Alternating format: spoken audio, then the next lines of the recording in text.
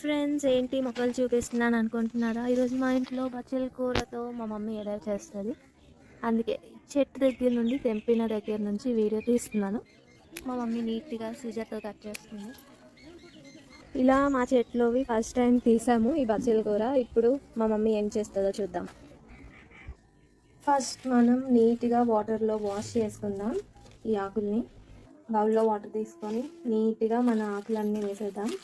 Fresh ఆకులు మన చెట్లోవి అలా తెంపి వెంటనే వండుకుంటే భలేగా ఉంటుంది. ఇప్పుడు నీట్గా వీటిని కట్ చేసుకుందాం. నా మమ్మీ సీజర్ తోటి కట్ చేసేసింది, చాక్ ఏం కాకుండా. బచ్చల కూర మొత్తం నీట్గా కట్ చేసేసుకుందాం. ఇప్పుడు కొంచెం చింతపండులో వాటర్ వేసి ఫస్ట్ దీన్ని కడిగి ఆ వాటర్ వంపేసి ఇంకొన్ని వాటర్ వేసి నీట్గా నానబెట్టుకోవాలి ఒక 5 minutes. ఈ గ్యాప్లో మా మమ్మీ పోపులకి రెడీ చేసేసుకుంది. ఆవాలు, జీలకర్ర, అల్లం, వెల్లుల్లి, ఎండుమిరపకాయలు అండ్ వీటన్నిటితో పాటు మన కరివేపాకు కూర. ఇప్పుడు మన ప్రాసెస్ స్టార్ట్ అవుతుంది. స్టవ్ వెలిగించి కళాయి పెట్టుకొని ఇప్పుడు ఆయిల్ వేసుకోవాలి. ఇందులో చూడండి ఫ్రెండ్స్, మన ఆయిల్ బాగా హీట్ ఎక్కింది. ఇప్పుడు నేను పోపులన్నీ వేసేస్తున్నాను. పోపులతో పాటు కరివేపాకు కూడా. మన పోపులన్నీ బాగా ఫ్రై అయిపోయి ఇప్పుడు మన బచ్చల కూర వేసుకుందాం. ఇందులో నీట్గా ఫ్రై అయ్యాక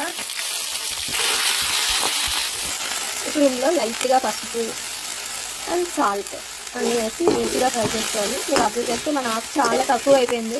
చూసారా ఫ్రెండ్స్, మన ఆకు అంతా ఫ్రై అయిపోయింది. చాలా కొంచెం క్వాంటిటీ అయిపోయింది, పోపుల్లో కలిసిపోయింది. స్మెల్ మాత్రం సూపర్గా వస్తుంది ఆకు ఫ్రై అయిన తర్వాత ఆయిల్లో. ఇప్పుడు మనం నానబెట్టుకున్న చింతపండు వాటర్ వేసుకుంటున్నాం. ఇప్పుడు ఇందులో ధనియా పౌడర్ కొంచెం నీట్గా మిక్స్ చేసుకోవాలి. చింతపండు వాటర్ ఫుల్గా మరగాలి. చూడండి ఫ్రెండ్స్, మన బచ్చల కూర చారు అన్నది బాగా మరుగుతుంది. సూపర్ స్మెల్ వస్తుంది. వేడి వేడి అన్నంలో వేసుకొని తింటే సూపర్ ఉంటుంది ఫ్రెండ్స్. ఖచ్చితంగా మీరు కూడా మీ ఇంట్లో ట్రై చేయండి. Okay, bye.